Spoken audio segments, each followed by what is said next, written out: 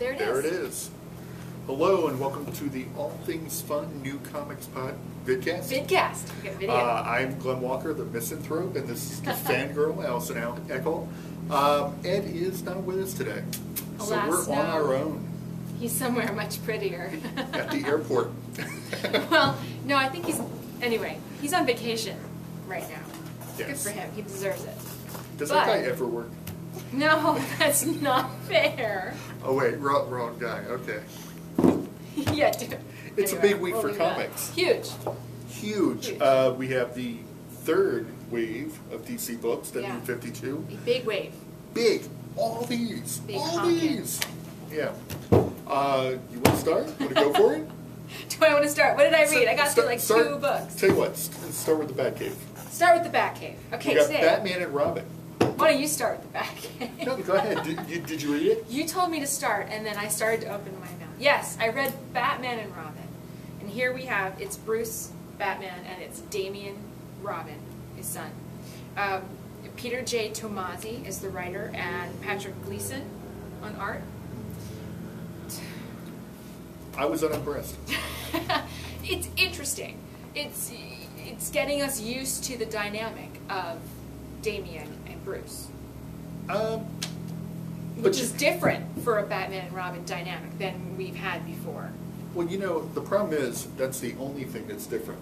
Batman continuity is intact, and come on, Tomasi and Gleason have been doing Batman and Robin. Right, we get the acknowledgement in here that right, Damian is not the first Robin. We've already gone through Dick, Jason, Tim, and now we have Damian, whatever his name is. The brat. He's really not a nice kid, which Bruce acknowledges. It's amazing to me that he's such a spoiled brat. Yeah. And all the beating that Batman gives other people, you think he'd just smack the kid. Just once. Well, just timeout. once. Timeouts do actually work. If he hits Gardner, he can hit Damian. No. There are other ways to do it. Yeah, but I don't see much. Here's all right, I'm a parent. I know that Bruce has already had a hand in raising 3 other kids. Yes, one of them died. All right, sort of. He came back to life as a supervillain coding him. Yes, okay, but he's had a hand in raising 3 other kids. I see no parenting from this guy. And I don't. And for his own actual kid, Money. He did more parenting with three of other people's children than he did in this book with his own kid. He needs to give the kid to Alfred and just lock him away in the manor and say, "Go to work." I think he did that with the other ones. And it worked. Anyway, it worked with at least one. I don't see a big bad necessarily in this one, where with somebody stealing something nuclear, and we're chasing them. There's backstory. We were talking about a dynamic on the first wave. Yeah. Of DC books, where there were ones that we really looked forward to, and they didn't deliver, and there were ones that jumped out and surprised us. Right. I got to say, this fall for you? This one for me was disappointment. Disappointing. It seems to be the mainstream, the main titles that we're all like, yeah, that's gonna rock, has been like, meh. Except for Justice League #1. In the exact opposite direction of what you're saying. Yeah. Everybody expected Batwoman #1 to be great. Awesome. Everyone's so excited about that. It is gorgeous inside. The story is terrific. It's everything we wanted, everything we've been waiting months and months and months for. And there's also surprises. Chase returns in Batwoman #1. And that is very cool.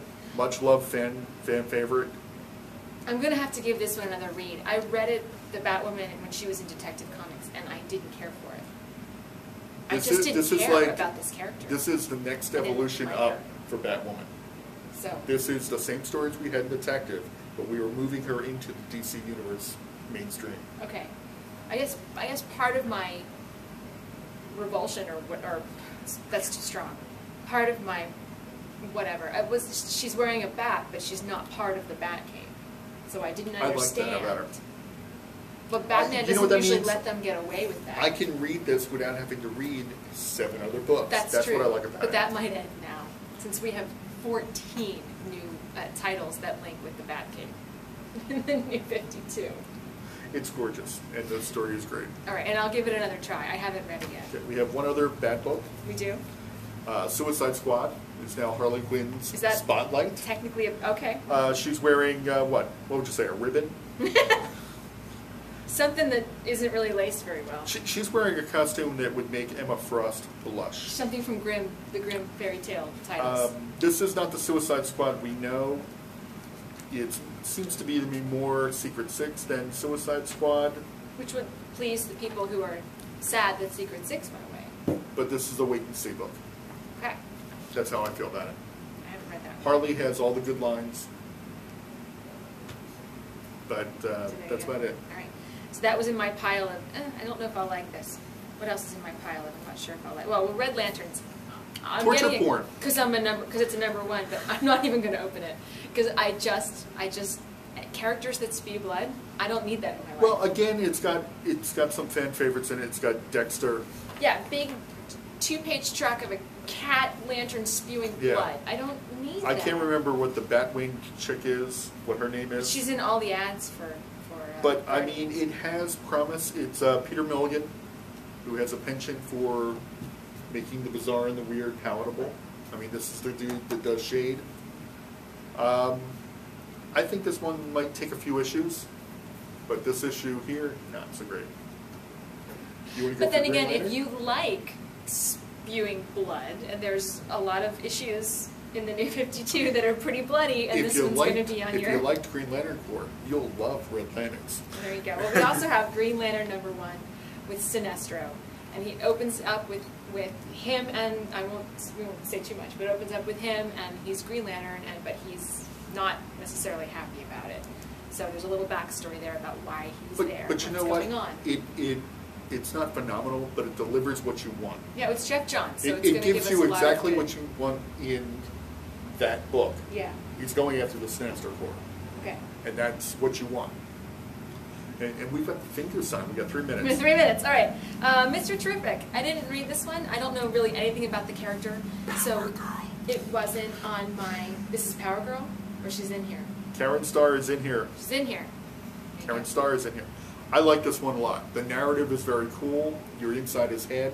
And what's going inside the head of the 4th or 5th smartest man in the world is really, really cool. I like this Mr. Terrific. I want the old one back, but that one I like. All right, so we're doing all right. What else? This one? Demon Knights. Demon Knights. Paul Cornell. I'll always read Paul Cornell. Paul Cornell rocks. This book has got everything you would possibly want in a Camelot timeline comic.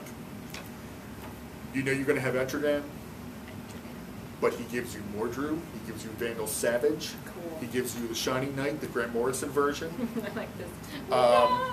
Madame Xanadu. Cool. It is, like I said, it's everything you want in this book. Paul Cornell pulls it out of the corners of the DCU and puts it in here. Awesome. It is also a forerunner to Stormwatch, 10 centuries earlier. Yeah, we did see in Stormwatch, we did see them on a parapet. Yes. You know, in armor as flashback All right. sort of things. You do the last one. We got time running out. Do it quick. Well, Superboy you can keep. Superboy, I didn't read that one either. Scott Lobdell. Yes. Much loved and much hated in fandom. Yeah, so I haven't read this one yet. There is me like a Project Cadmus. It's pretty much the same origin with cooler supporting cast. Okay. That's what I thought. So if you like the character, give it a try and see what they're going to do with him. It's a happier, non-emo Superboy. Yay! And Deathstroke, the less said about that, the better. Deathstroke. I haven't figured out why he needs his own title yet, so I'm going to read it to see if I can figure it out. Okay.